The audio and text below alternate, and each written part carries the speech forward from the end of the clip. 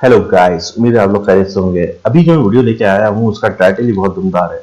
मतलब एएमसीए ने तारीख पलट दी, अमेरिकी टेक्नोलॉजी को भी पीछे छोड़ दिया। एएमसीए 6 जनरेशन हवाई जहाज। अच्छा, ये देखना पड़ेगा 6 जनरेशन हवाई जहाज के अंदर ऐसा क्या नया है कि अमेरिका को पीछे छोड़ दिया, क्योंकि अमेरिका को पीछे छोड़ने वाला अभी तक कोई पैदा नहीं हुआ ऐसा लगता है।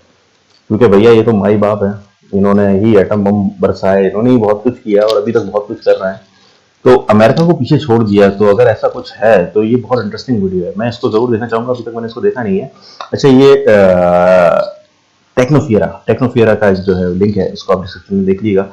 चलिए पहले देखते हैं, उसके बाद इसकी और डिस्कस करते हैं। दोस्तों, भारत ने रच डाला है इतिहास। भारत ने छठी पीढ़ी के टेक्नोलॉजी को भी पछाड़ा। अब भारतीय वायुसेना को लड़ाकू विमानों को उड़ाने के लिए पायलट की जरूरत नहीं पड़ेगी। यह विमान बिना पायलट के उड़ान भरेंगे और दुश्मन को तबाह कर देंगे। घातक अभियानों के लिए यह जेट बेहद कारगर साबित होंगे। दरअसल दोस्तों, यह भारत का कोई नया प्रोजेक्ट नहीं, बल्कि चीन की बढ़ती चालबाजियों को देखते हुए भारत के DRDO और HAL द्वारा बनाए जा रहे 5th generation AMCA fighter jet का एडवांस वर्जन है। AMCA यानी एडवांस मीडियम कॉम्बैट एयरक्राफ्ट। इसके प्लान को 2022 की शुरुआत में कैबिनेट कमेटी ऑन सिक्योरिटी यानी CCS से मंजूरी मिल चुकी है और अब इस विमान पर काफी तेजी से काम हो रहा है। यह विमान 5th जनरेशन और 6th जनरेशन के होंगे। AMCA मार्क 1 में GE414 इंजन लगाए जाएंगे। इसका थ्रस्ट पावर 98 किलो न्यूटन का होगा। वहीं मार्क 2 में इसे बढ़ाकर 110 किलो न्यूटन कर दिया गया है।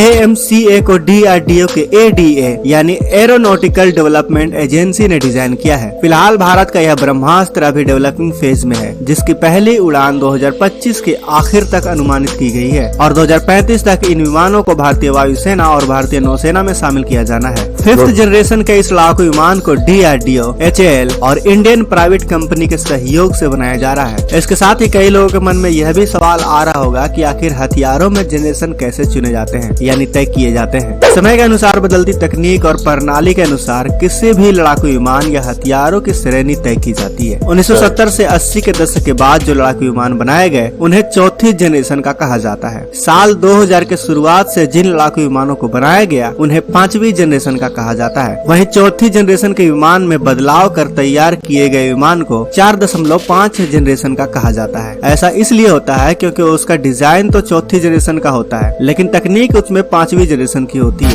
आपको यह भी बता दें दोस्तों कि वजन के अनुसार भी लड़ाकू विमानों की श्रेणी तय होती है। LCA तेजस एक हल्के वजन श्रेणी का विमान है, इसलिए इसका वजन 15 टन से कम है। वहीं 15 से 25 टन के विमान को मीडियम वेट श्रेणी में रखा जाता है, जिसमें रफाल लड़ाकू विमान भी आता है। AMCA फाइटर जेट को भी इसी श्रेणी में तैयार किया जाएगा। 25 टन से ज्यादा वाले लड़ाकू विमान को हेवी वेट जेट की श्रेणी में रखा जाता है। इसमें सुखोई 30 MKI लड़ाकू विमान शामिल है। भारत के पास अभी 4.5 जनरेशन जेट है, लेकिन पाकिस्तान और चीन के साथ एक साथ युद्ध की स्थिति का सामना करने के लिए इस समय भारत के पास चौथी और 4.5 जनरेशन के तेजस, रफाल और सुखोई 30 MKI लड़ाकू विमान, जबकि भारत में 5वीं और 6ठी जनरेशन पर अब काम शुरू हो रहा है। इस लड़ाकू विमान में डबल इंजन होगा और डिजाइन ऐसा होगा कि दुश्मन का रडार भी पकड़ ना पाएगा इसको। भारत का यह AMCA फाइटर जेट एक मल्टी रोल लड़ाकू विमान होगा, जिसमें बियॉन्ड विजुअल रेंज यानी BVR मिसाइल, प्रिसाइजन स्ट्राइक सहित क्लोज कॉम्बैट डॉग फाइट करने की भी क्षमता होगी। स्टेल्थ एयर फ्रेम के अलावा इसमें AESA radar, net centering warfare, advance integrated sensor suite और सेंटर डेटा फ्यूजन भी लगा हुआ होगा। माना जा रहा है कि भारत का यह 5th जनरेशन का फाइटर जेट वर्ष 2025 तक बनकर तैयार हो जाएगा और साल 2035 तक वायुसेना की फाइटिंग स्क्वाड्रन का हिस्सा बन जाएगा। आपको बता दें कि अमेरिका के पास F-22 रैप्टर और F-35 lightning stealth fighter jet मौजूद है, तो वहीं रूस के पास सुखोई 57 है। वहीं चीन भी दावा करता है कि उसके पास J-20 स्टेल्थ फाइटर जेट है, लेकिन देश विदेश के रक्षा मामलों के जानकार J-20 यानी कि चेंगडू 20 में स्टेल्थ फीचर पर कई बार सवाल खड़े कर चुके हैं। आपको बता दें कि भारत में जो AMCA फाइटर जेट बनाया जा रहा है उसमें अस्त्रा MK1, MK2, MK3 और ब्रह्मोस 2 जैसी कई खतरनाक मिसाइलें लगाई जाएंगी। भारत ने इस लड़ाकू विमान के एक एक पार्ट को इस तरह से डिजाइन किया है कि यह फाइटर जेट अपनी ही पीढ़ी की बाकी के फाइटर जेट के मुकाबले सुपरसोनिक स्पीड में भी स्टेबल रह सकता है। पायलट के कॉकपिट को भी ज्यादा एलिवेशन में बनाया गया है ताकि लड़ाकू विमान को चला रहे पायलट की विजिबिलिटी किसी भी तरह से कम ना हो सके। लेकिन दोस्तों AMCA की सबसे बड़ी खासियत इसका लॉ क्रॉस सेक्शन एरिया है। फिलहाल AMCA MK1 को बनाया जा रहा है जो 5th जनरेशन का जेट है, लेकिन आने वाले समय में AMCA MK2 यानी भारत के 6th जनरेशन जेट को AI, laser weapon, swarm drone और छोटे बॉम्ब से भी लैस किए जाएंगे। भारत का यह विमान दुश्मनों में खौफ पैदा करने में सक्षम होगा। दोस्तों AMCA लड़ाकू विमान के पूरा तैयार होने से भारत तकनीक के मामले में उन 4 देशों की लिस्ट में शामिल हो जाएगा जो खुद एक 5वीं पीढ़ी के स्टेल्थ लड़ाकू विमान बना सकते हैं। अभी सिर्फ इस लिस्ट में अमेरिका, रूस और चीन ही शामिल है। साथ ही भविष्य में भारत AMCA लड़ाकू विमान का निर्यात भी कर सकता है। अगर भारत ऐसा करता है तो ऐसे कई देश हैं जिन्हें 5वीं पीढ़ी के लड़ाकू विमान चाहिए होंगे, लेकिन F-35 और F-22 रैप्टर की कीमत सुनकर वह देश अपने कदम पीछे खींच लेते हैं। लेकिन वही AMCA MK1 को बनाने में F-35 और F-22 रैप्टर विमानों से कम लागत लगेगी, जिसे ताइवान, फिलीपींस, मलेशिया जैसे देश चीन से अपनी सुरक्षा के लिए AMCA को खरीद सकते हैं। तो दोस्तों आपको AMCA MK1 और MK2 की खासियतें जानकर कैसा लगा, और जब यह बनकर तैयार हो जाए तब इसे क्या दूसरे देशों से बेचना चाहिए, हमें कमेंट करके अवश्य बताएं। वीडियो अच्छी लगे तो वीडियो को लाइक और शेयर जरूर करें। मिलते हैं अगले वीडियो में। जय हिंद, जय भारत। देखिए, बहुत जबरदस्त बात यह है कि अभी इनको बेचना चाहिए कि नहीं बेचना चाहिए, ये पूरी स्ट्रेटजी है। मतलब कि ये पूरी प्लानिंग बनती है कि गवर्नमेंट लेवल के ऊपर कि आगे हमें कुछ कहीं जंग करनी है, कोई छोटे मोटे ऐसे इलाके हैं जो हमें घेरने हैं, समझ रहे हैं, तो मतलब कि किसी और छोटे मुल्क पे कब्जा करना है, जैसे रशिया यूक्रेन के अंदर हो रहा है, तो या कोई ऐसा मुल्क जहाँ पे किसी दुश्मन मुल्क की बेस है और वो दुश्मन मुल्क का जो है वो का साथ देता है वो मुल्क, तो उसको हर हाल में ही घेरना होगा। तो उसको फिर आप जाहिर से फिर आपने टेक्नोलॉजी जो है आगे नहीं बढ़ाते, आप बेचते भी नहीं है अपनी टेक्नोलॉजी, ठीक है। लेकिन आपको ये देखना है कि आपको उसको किस तरह कैप्चर करना है। अगर उस मुल्क को करना भी है, पहली बात तो ये करना है कि नहीं करना है, इसी से सॉल्व हो जाता है। लेकिन अगर आपको करना है तो किस तरह करना है। आप ये देख रहे हो कई ममालिक जैसे कि अभी लीबिया है, लीबिया के अंदर क्या हुआ था कि अंदर के ही लोगों ने जो था बादशाह का तख्ता उलट दिया था। तो ये भी एक बार स्ट्रेटजी है। मतलब अगर इस तरह घेरना है तो उसके लिए फिर आपको जंगी जहाज नहीं चाहिए होंगे, आप फिर उसको बेच के उससे पैसा हासिल कर सकते हैं। पैसा हासिल करके फिर अपनी फंडिंग आप वहां लगा सकते हैं। समझ रहे, 2 रास्ते हैं जंग को लड़ने के, तो दोनों अपनाए जाते हैं तकरीबन, लेकिन देखा जाता है कि किस तरह की स्ट्रेटजी होगी। अगर आप ये देखेंगे यूएस के अंदर कभी भी डेमोक्रेट आते हैं तो वो दूसरा रास्ता अपनाते हैं, और जब रिपब्लिकन आते हैं तो फिर वो दूसरा रास्ता अपनाते हैं। अफगानिस्तान को ले लीजिए या कोई भी किसी भी कंट्री को ले लीजिए, जैसे कतर वगैरह को भी ले लीजिए, तो ये सब जो है रास्ते चेंज होते हैं। मतलब कि दोनों के वे ऑफ फाइटिंग अलग अलग है।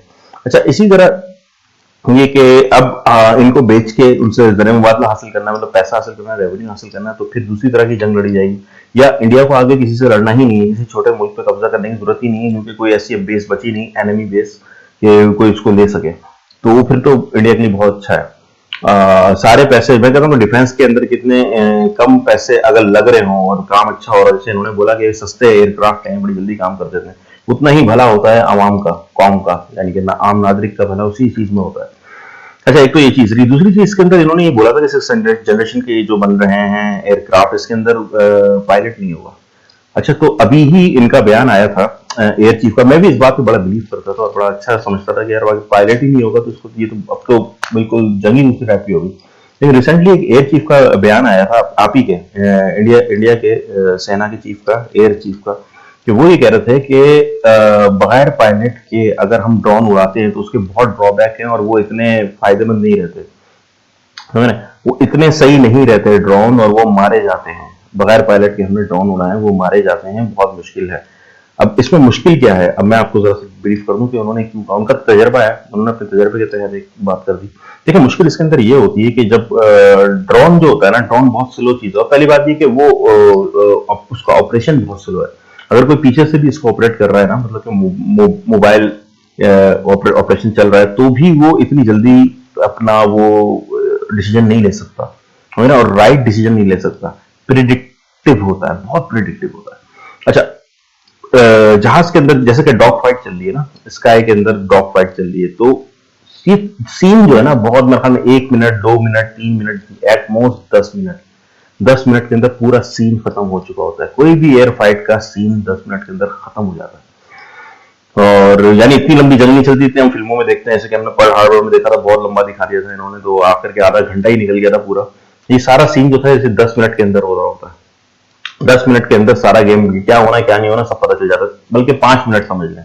तो उसके अंदर ड्रोन इतने वैसे नहीं है कि वो फौरन के फौरन जो है ना अपना वो ले सकें, निर्णय ले सकें कि भाई किस तरफ जाना है, क्या करना है क्या नहीं करना। वो एक मिशन ओरिएंटेड होता है, मिशन पास गया सही है, नहीं गया काम से। इसी तरह जब जहाज के अंदर हम पायलट को हटा देंगे, रिप्लेस कर देंगे किसी रोबोट से, समझेंगे कोई चीज ही नहीं होगी, बस वो ऑपरेट हो रहा हो पीछे, जस्ट लाइक वीडियो गेम, तो वो इतना कारगर नहीं है, क्योंकि इसके अंदर बहुत चीजें इन्वॉल्व है। मैंने आपको पहले भी मेरे ख्याल में इसके ऊपर बताया था कि कनाडा के अंदर ट्रकिंग क्राइसिस आए थे, तो उनसे ही कहा गया उनके मेयर से कि यार आप ऐसा क्यों कर रहे हैं, आप ऑटोमेटिक ट्रक यूज कर लें। मैन पावर उनके पास नहीं थी इतनी ना, तो ट्रकिंग क्राइसिस आया था। उनका नहीं, हमने इस बात सोची थी, हमने करने की कोशिश की थी, पर कह रहे हैं कि ये बहुत कुछ इन्वॉल्व करता है, नॉट लाइक बस रोबोट जो चला रहा है ट्रक को। कह रहे हैं बहुत बड़ा ऑपरेशन है, थिएटर ऑफ ऑपरेशन है, इसको पूरा परफॉर्म करना पड़ता है एक आदमी को, और एक आदमी ही होना जरूरी है। कह रहे हैं सिर्फ मेंटेनेंस नहीं है, वो तो है ही है, लेकिन ले जाना लाना उसको ट्रीट करना, ये सारी चीजें जो है ना ये नहीं हो सकती, ये ऑटोमेटिक कुछ भी नहीं हो सकता इसमें से। उन्होंने कहा था कि ट्रेनें चल रही हैं इस तरह की, जो कि एक जगह से दूसरी तरफ माल ले जा रही हैं, लेकिन वो फिर भी वो फुलफिल नहीं कर पा रहे। सेम सिचुएशन समझने की यहीं पे है कि जब वो जहाज के अंदर पायलट होता है ना, तो उसके जो समझ सेंसेस बहुत तेज काम कर रहे होते हैं। 2 मिनट के अंदर कोई भी सीन हो रहा हो तो वो समझ सकता है कि मुझे क्या करना है क्या नहीं करना, बहुत फास्ट सोचता है वो, समझ रहे हैं? एक एक चीज वो उसके अंदर बैठा होता है ना, वो अलग से ऑपरेट नहीं कर रहा। और दूसरी बात भी उसकी जान स्टेक पे लगी होती है, वो अपनी जान लेके स्टेक पे लगा होता है, तो बिल्कुल वो फोकस्ड होता है। मैंने पहले ही कहा था कि जब भी आप उसके ऊपर चल रहे होते हैं मोबाइल पे, मैं नीचे कर रहा हूँ तो वो नजर नहीं आ रहा, यूं कर रहा हूँ मैं नीचे, तो मोबाइल के ऊपर कोई भी गेम आप खेल रहे होते हैं तो आपका ध्यान कहीं और भी चला जाता है। नहीं तो वो कहीं और चला जाता है आपका ध्यान, तो आप पूरे फोकस नहीं रहते वहां पे। ये पूरे फोकस का गेम है, पूरा फोकस होना पड़ता है जहाज के अंदर। 2 मिनट के अंदर फुल फोकस देना होता है, उसके बाद आके चाहे सो जाओ 1 हफ्ते तक, उस 2 मिनट के अंदर इतना फोकस देना होता है। इतनी जल्दी जल्दी टेस्टोस्टेरोन गिर रहे होते हैं आपके, डोपामिन लेवल डाउन हो रहा होता है, खूब जा रहा होता है, एनर्जी खूब जा रही होती है आपकी। मैंने तो ये भी सुना कि पायलट को जो है वो कुछ मिठाई खिला के भेजते हैं ऊपर, के शुगर लेवल डाउन ना हो जाए उसका। तो बहुत सारी चीजें हो रही होती हैं, तो वो सिर्फ 2 मिनट के अंदर अंदर का गेम होता है, तो उसके अंदर ये नहीं चल सकता। अगर हम रोबोट भी छोड़ेंगे तो वो फेलियर होगा, क्योंकि बहुत महंगा जहाज है, वो मार देंगे वो लोग, क्योंकि वहां तो इंसान बैठा हुआ होगा, फौरन डिसीजन ले लेगा किस तरह है क्या नहीं। वो प्रिडिक्शन करता है ना कि ये इस तरह मोड़ा है तो ये इस तरह मोड़ेगा, ये इस तरह मोड़ेगा। लेकिन जब वो एक उसके समझ में आ जाएगी यार ये लोग इस तरह डिसीजन लेते हैं, सारे रोबोट्स ये है वो है, तो वो प्रिडिक्ट कर लेगा, तो फिर वो किसी और का निपटेगा। तो ये सारी चीजें जो कि इंडिया के एयर चीफ समझते थे, और उन्होंने एक बयान दे दिया कि भाई नहीं हो सकता, मतलब ड्रोन से हम कोई जंग नहीं जीत सकते, हमें चाहिए होंगे पायलट बैठे हुए जहाजों के अंदर। तो ये बड़ी सोचने वाली बात है। चलिए गाइस, बहुत अच्छी वीडियो थी, अगर कोई बात बुरी लगी हो तो मुझे क्षमा कर दिएगा। मिलते हैं नेक्स्ट वीडियो में, अपना ख्याल रखिएगा, लाइक हो सके और सब्सक्राइब हो सके तो बहुत अच्छा रहेगा। ख्याल रखिएगा, ठीक है।